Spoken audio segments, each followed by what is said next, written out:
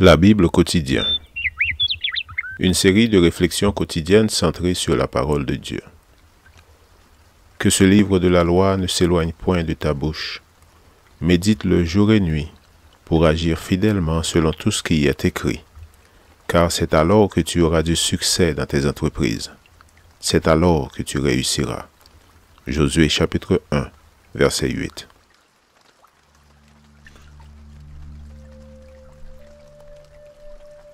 Aujourd'hui, le 15 septembre, n'aie pas honte. L'intendant se dit en lui-même, « Que ferai-je, puisque mon maître m'ôte l'intendance de ses biens? Piocher la terre? Je n'en ai pas la force. Mendier? J'en ai honte. » Luc 16, verset 3. L'homme est capable de tout pour éviter l'humiliation. Il est capable de tromper et d'imaginer des situations invraisemblables.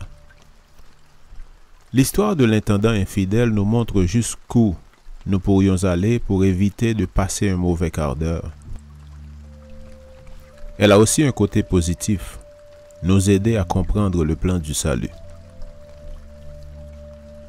Lorsque l'être humain se retrouve face au mal qu'il a fait, il tente premièrement de le cacher. Et si cela se révèle impossible, il cherche par tous les moyens à éviter la honte. L'intendant avoue qu'il a honte de perdre sa dignité en mendiant. Tel est le problème fondamental de l'homme. Quand il se trouve face au péché, il doit admettre le mal qu'il a fait et rechercher le pardon et la conversion.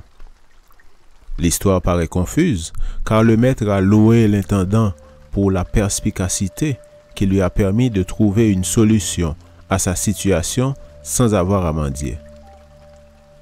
Bien que nous désapprouvions cette manière d'agir, nous pouvons tirer de précieuses leçons de la parabole. L'intendant était préoccupé par la crainte de tout perdre, mais en mêlant d'autres personnes à sa malhonnêteté, il a élargi le cercle de son péché. Le comportement correct à adopter aurait été la repentance, la confession et la conversion. L'intendant connaissait les débiteurs de son maître, lesquels étaient dans l'impossibilité de solder leurs dettes. Il les invita à faire un détournement de caisse et à signer une reconnaissance de dette. « Combien dois-tu » devint une expression courante dans sa bouche. S'il y a confession, il y a espoir. Le chemin de la confession est essentiel dans le plan du salut. L'intendant offrit le pardon et une transformation des dettes.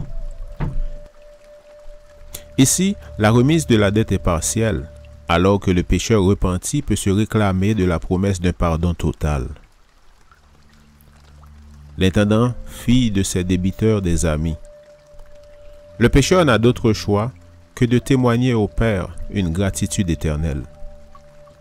L'intendant a pardonné dans le but d'être admis dans le cercle social des débiteurs.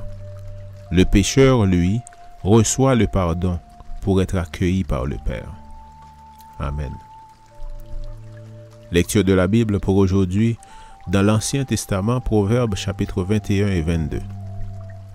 Et dans le Nouveau Testament, Luc chapitre 16 et 17. Merci d'avoir écouté. Je vous souhaite de passer une excellente journée avec Jésus. À la prochaine!